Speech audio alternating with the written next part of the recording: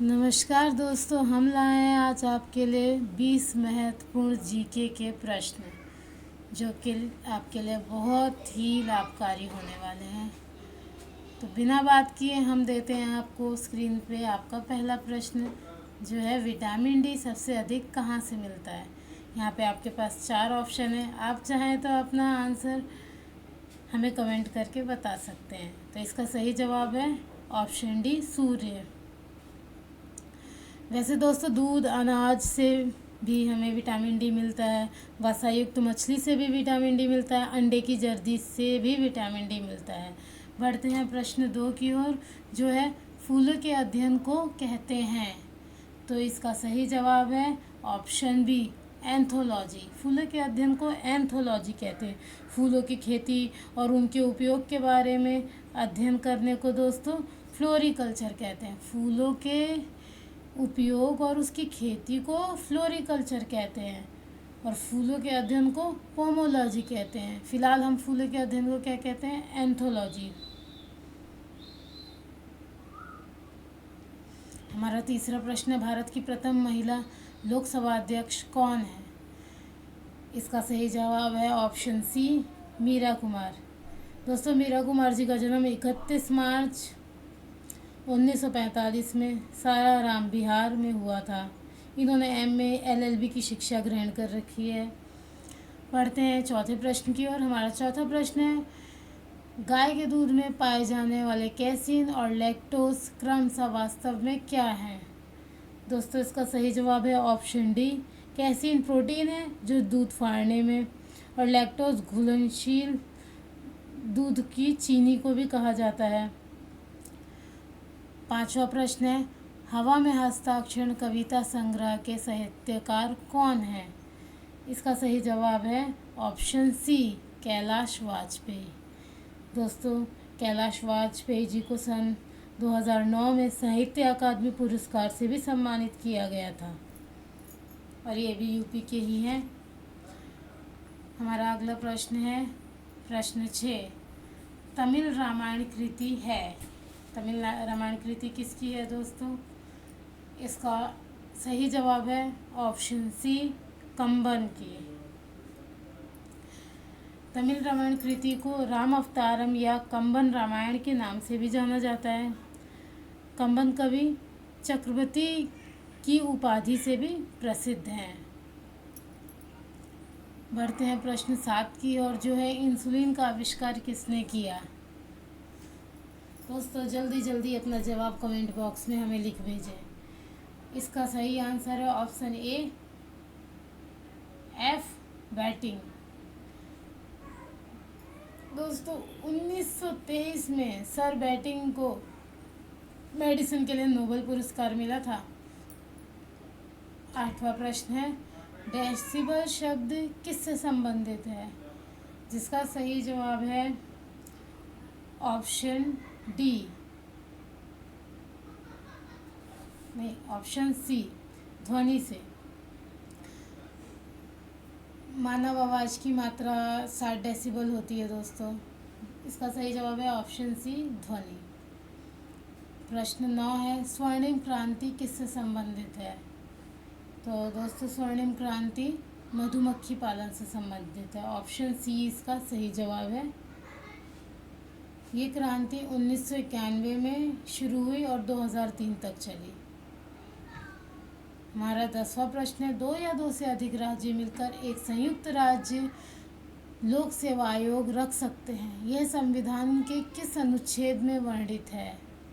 दोस्तों, इसका सही जवाब है ऑप्शन ए, अनुच्छेद 315।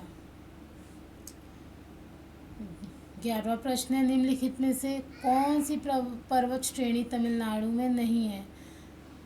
नल्लामाला पहाड़ी, ऑप्शन बी, जो कि तमिलनाडु में नहीं है। ये है भारत में आंध्र प्रदेश राज्य के तेलंगाना में है। हमारा 12वां प्रश्न है, राष्ट्रपति पर महाभियोग का आरोप सांसद के किस सदन द्वारा लगाया जा सकता है? इसका सही जवाब है ऑप्शन सी, सांसद के किसी भी सदन द्वारा लगाया जा सकता है ये आरोप। लेकिन दोस्तों आरोप लगाने के लिए सदन के कम से कम 1/4 सदस्यों के हस्ताक्षर होने ज़रूरी हैं। और दोस्तों 14 दिन का नोटिस भी दिया जाना चाहिए। लेकिन दोस्तों स्वतंत्र भारत के इतिहास में अब तक किसी भी राष्ट्रपति पर महाभियोग नहीं चलाया गया है। प्रश्न 13, फसल बहुत ज़्यादा जमा होने पर उनके भंडारण को क्या कहते हैं? इसका सही जवाब है ऑप्शन ए, सुरक्षित भंडार। बढ़ते हैं अगले प्रश्न की ओर, जो है कि प्रश्न संख्या 14। तो प्रश्न 14 है, वन महोत्सव किससे संबंधित है? दोस्तों वन महोत्सव पेड़ लगाने से संबंधित है। ऑप्शन बी इसका सही जवाब है। प्रश्न 15, महात्मा गांधी के राजनीतिक गुरु कौन थे? इसका सही जवाब है ऑप्शन ए, गोपाल कृष्ण गोखले। दोस्तों गोखले जी की गांधी जी से मुलाकात साउथ अफ्रीका से भारत लौटते टाइम हुई थी 1996 में। गोपाल कृष्ण गोखले जी एक भारतीय उदारवादी राजनीतिक नेता थे और एक समाज सुधारक भी थे।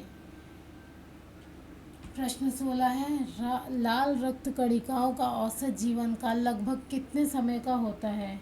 इसका सही जवाब है ऑप्शन बी, 100 से 120 दिन का होता है। इनका मुख्य काम फेफड़ों से ऑक्सीजन को शरीर के अन्य सभी भागों में ले जाना होता है। हमारा अगला प्रश्न है प्रश्न 17, कथकली शास्त्रीय नृत्य किस राज्य से शुरू हुआ था? इसका सही जवाब है दोस्तों ऑप्शन ए, केरल से। प्रश्न संख्या 19 है, युआन किस देश की मुद्रा है? दोस्तों इसका सही जवाब है ऑप्शन बी, चीन। इसे रेनमिनबी के नाम से भी जाना जाता है और मंदारिन में लोगों की मुद्रा होती है ये। इसका अर्थ होता है लोगों की मुद्रा, युआन का मतलब।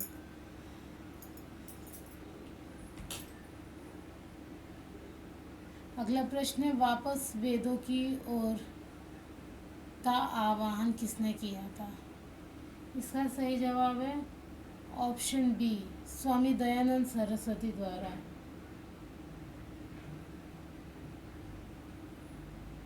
अगला और आखिरी प्रश्न है, पहली बार परमाणु बम कहाँ फेंका गया था? इसका सही जवाब है ऑप्शन सी, हिरोशिमा। दोस्तों 6 अगस्त 1945 की सुबह अमेरिका वायुसेना ने जापान के हिरोशिमा में परमाणु बम फेंका था। दोस्तों इसी के साथ हमारे 20 जीके के प्रश्न समाप्त होते हैं। हम आपसे फिर मिलेंगे ऐसे ही कुछ महत्वपूर्ण प्रश्नों के साथ। तब तक शुभ रात्रि। हमारे नेक्स्ट वीडियो के लिए प्लीज़ हमारे चैनल को सब्सक्राइब करें और वीडियो अच्छी लगी हो तो लाइक करें।